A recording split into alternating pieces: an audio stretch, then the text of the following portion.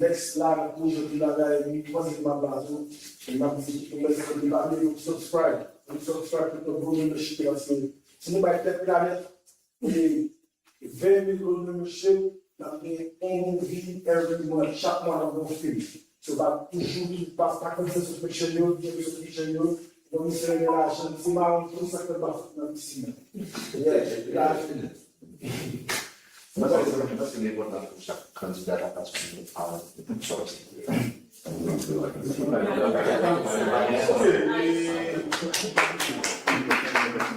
Bom, reste tout le monde qui a regardé nous, qui a investi 15 jours dans la vie pour bien jouer avec nous. Et nous vraiment apprécié ça, parce que à l'autre bagage, sans même faire des choix, bon, c'est nous allons réussir au niveau ça. Merci d'être là net pour l'initiative là.